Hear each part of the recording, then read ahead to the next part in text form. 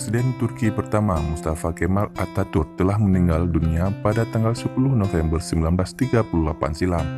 Cerita meninggalnya mantan petinggi militer ini beredar luas di media sosial. Dalam cerita itu disebutkan bahwa Atatürk meninggal dengan cara yang sangat menggenaskan.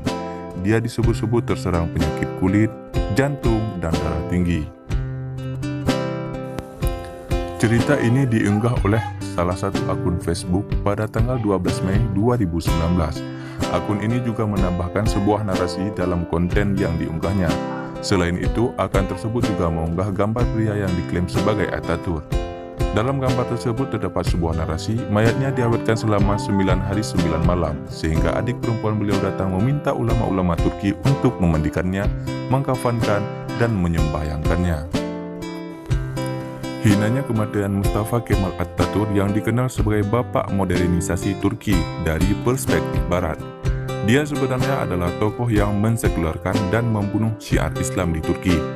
Siapa lagi jika bukan Mustafa Kemal Atatürk yang diberi gelar Al-Ghazi ataupun orang yang memerangi. Sedangkan Atatürk sendiri mempunyai arti bapak orang Turki. Atatürk adalah orang yang bertanggung jawab meruntuhkan khilafah Islam Turki pada tahun 1924. H.S. Armstrong, salah satu seorang pembantu Atatürk, dalam bukunya yang berjudul Az-Zibu Al-Khabar atau Al-Hayah Al-Khasah di Tariyah telah menulis, sesungguhnya Atatürk adalah keturunan Yahudi. Nenek moyangnya adalah Yahudi yang pindah dari Spanyol ke pelabuhan Salonika. Golongan Yahudi ini dinamakan dengan Yahudi Daunamah, yang terdiri dari 600 keluarga. Mereka mengaku beragama Islam hanya sebagai identitas, tetapi masih menganut agama Yahudi secara diam-diam.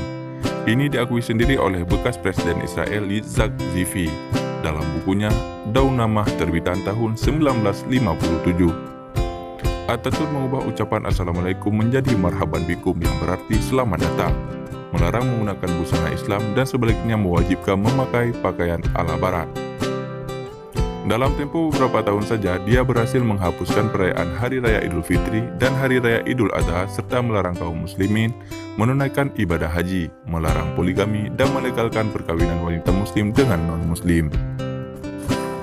Dia membatalkan libur pada hari Jumat, melarang azan dalam bahasa Arab dan menggantikannya dengan bahasa Turki. Tindakan yang dilakukan oleh Atatürk ini nyata sekali telah memisahkan budaya Turki dari akar agama Islam yang menghapuskan Islam sebagai agama resmi negara Turki. Atatürk berusaha keras untuk menghancurkan para penentangnya. Dia membakar majelis-majelis, menangkap para pimpinan majelis, dan juga mengawasi para ulama. Atatürk pernah menegaskan bahwa negara tidak akan maju kalau rakyatnya tidak cenderung kepada pakaian modern. Dia menggalakkan minuman arak secara terbuka, mengubah Al-Quran yang kemudian dicetak dalam bahasa Turki. Bahasa Turki sendiri diubah dengan membuang unsur-unsur Arab dan Parsi.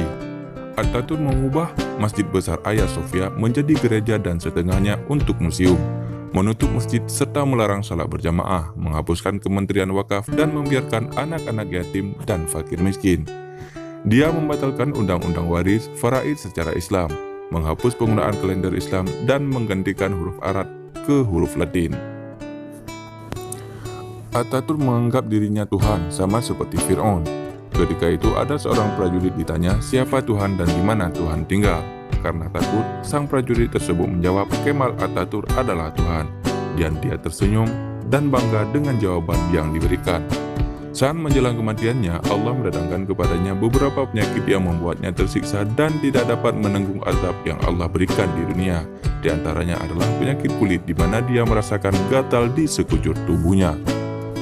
Selain itu, dia juga menderita penyakit jantung dan darah tinggi. Kemudian rasa panas sepanjang hari, tidak pernah merasa sejuk, sehingga pompa air dikerahkan untuk menyirami rumahnya selama 24 jam.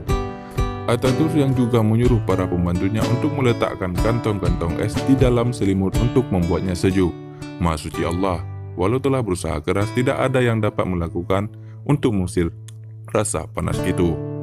Oleh karena tidak tahan dengan panas yang dirasakan, ia menjerit dengan sangat keras sehingga seluruh istana dapat mendengarnya. Karena tidak tahan mendengar jeritan, para pembantunya membawa Atatürk ke tengah lautan dan diletakkan dalam kapal dengan harapan beliau akan merasa sejuk.